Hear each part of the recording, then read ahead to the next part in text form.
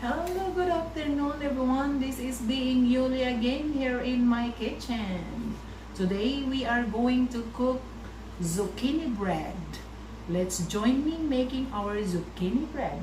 Our ingredients of our zucchini bread. We have 2 cups of zucchini shredded.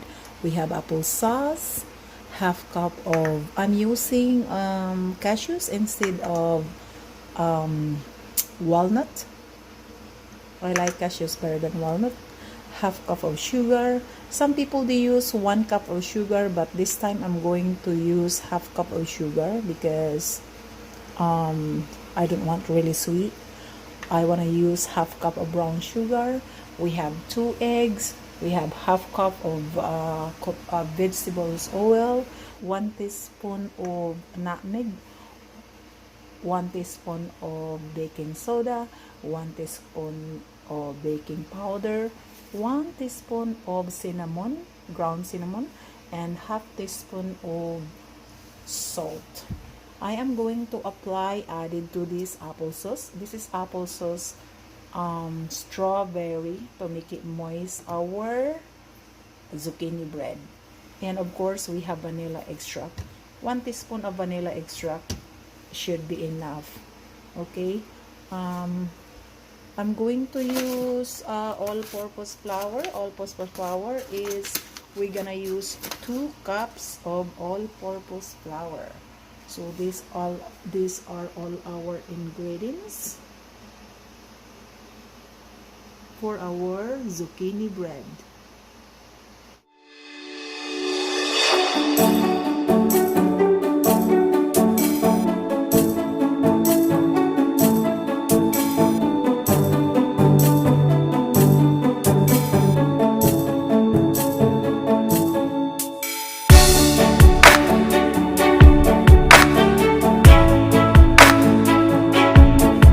I'm going to add all the ingredients what we have here.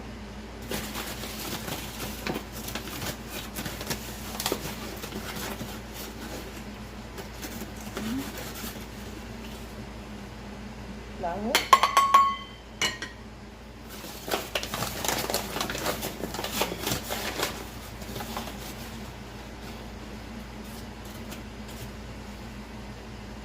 two cups of flour.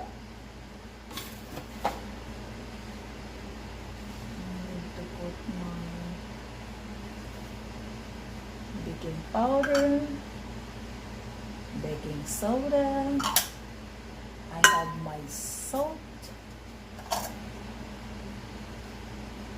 I have my cinnamon, nutmeg, okay, brown sugar,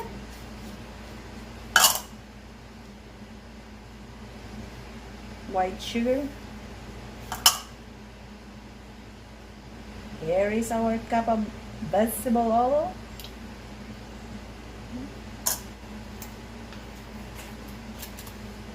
Applesauce. This is apple strawberry sauce. Just a little container. I'm gonna use that one there.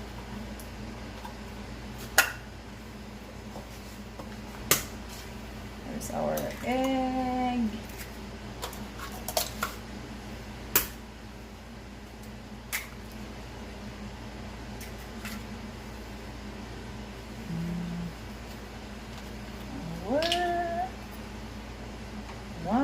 Teaspoon of vanilla extract.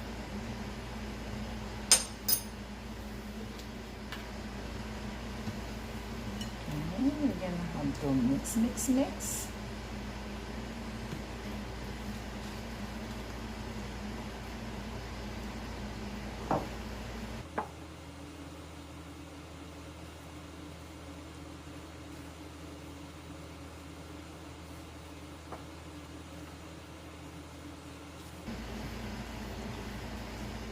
Let's put our zucchini.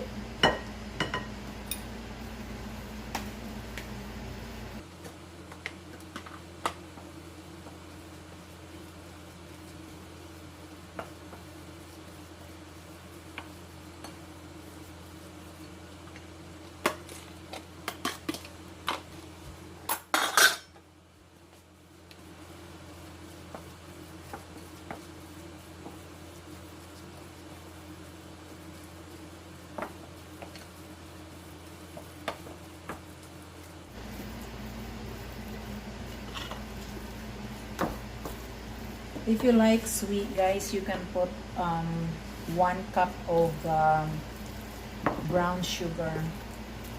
I don't want my bread is really sweet, so I use half of brown sugar instead of 1 cup. But for me, I want to use half. Okay. And I'm gonna add my cashews. This is pieces.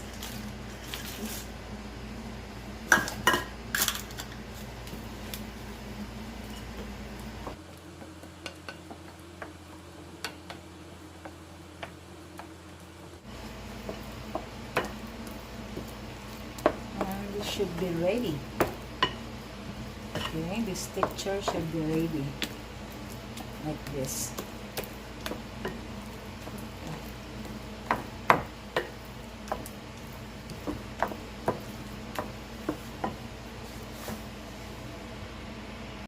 We're gonna preheat the oven to 350. Okay, 350.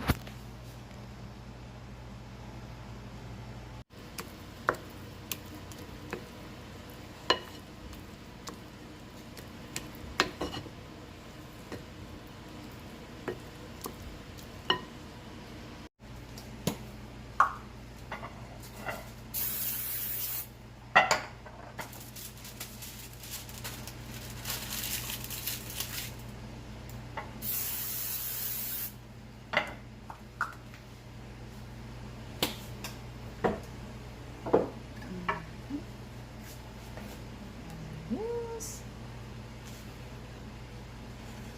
Put this on here.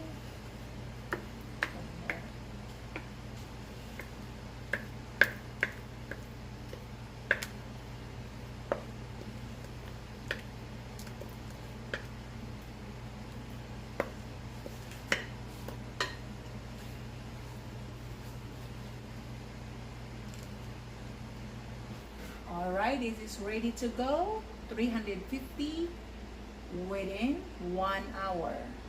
Okay.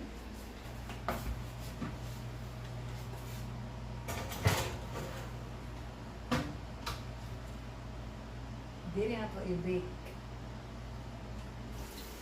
We are guys. Ato ng tilawan. It's done our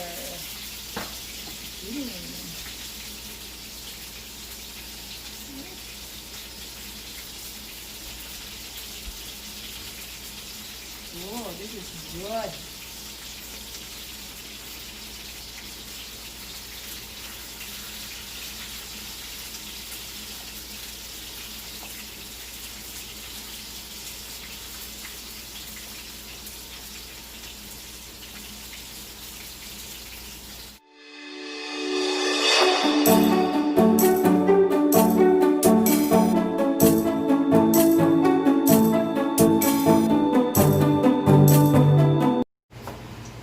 It's good zucchini bread. Delicious, guys.